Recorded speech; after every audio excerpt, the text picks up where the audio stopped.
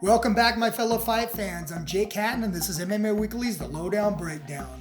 UFC 243 took place Sunday, October 6th at Marvel Stadium in Melbourne, Australia. The event marks the UFC's fourth trip to Melbourne and the second visit to Marvel Stadium.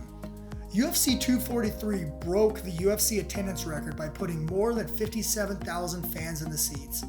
UFC 243 was headlined by a highly anticipated middleweight championship unification fight between Robert Whittaker and Israel Adesanya. Robert Bobby Knuckles Whittaker, 21-4, fighting out of Sydney, Australia, is coming off another big win against Yoel Romero in June of last year, but he is coming off over a year-and-a-half layoff from the octagon. Whittaker is undefeated at middleweight, 8-0, and has 9 straight wins. Israel, the last stylebender Adesanya, is coming in tonight's matchup 17-0, fighting out of Auckland, New Zealand by the way of Lagos, Nigeria. He is the UFC interim middleweight champion after defeating Kevin Gastelum and undefeated in mixed martial arts, 6-0 in the UFC. Stylebender and Whittaker are as elegant as strikers as you could create in their own ways. Both are very creative, and their movement is very well thought out, along with sophisticated striking from both athletes. They both possess great speed, power, accuracy, and creativeness, along with their impressive fight IQs. This is a truly world-class chess match at its finest.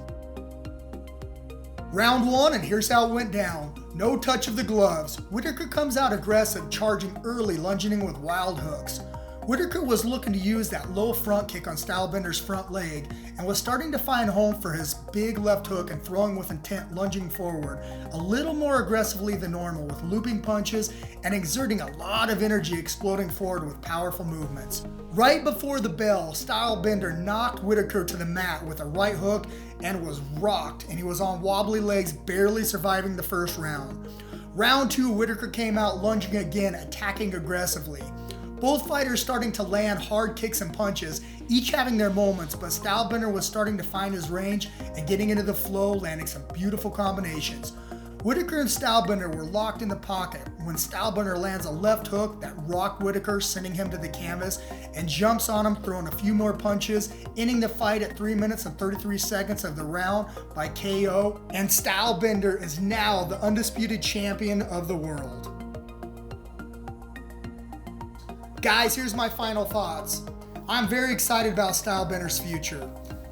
He is a stylistic nightmare matchup for any fighter. His fight IQ and his unpredictable fight style has made him unstoppable so far in the UFC, and it doesn't look like he is slowing down and becoming more comfortable in the octagon, which is scary. Tonight, he fought a very smart strategic fight and implemented his game plan beautifully and patiently waited for his opportunities to counter-strike Whittaker. He used his range well, and it was only a matter of time before he secured the knockout victory. Guys, here's some quick stats on Stylebender. He is now the undisputed middleweight champion. He has 14 wins by knockout. He is undefeated in mixed martial arts and now 7-0 in the UFC.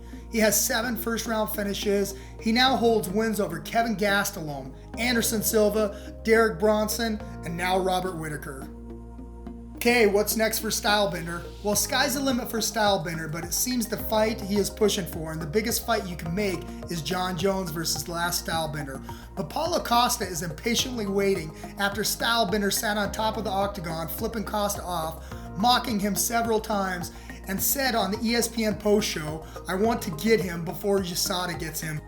Jon Jones is one of the greatest fighters to ever enter the octagon and is a striking nightmare, so the matchup between the last Stylebender and Jon Jones would be a dream fight. But I think the last Stylebender will stay at 185 and defend his title once before we see him move up, and he will end up facing Paulo Costa.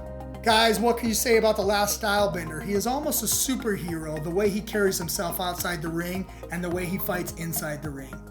Stylebender is becoming one of the biggest names in the UFC for the way he markets himself, from the flashy dance entrances to the way he so beautifully destroys his opponents in the octagon. I personally don't care who he fights next. The last Stylebender is always entertaining, and I can't wait to see his next fight. My fellow fight fans, don't forget to hit that like button. This is Jake Hatton with MMA Weekly's The Lowdown Breakdown. See you next time.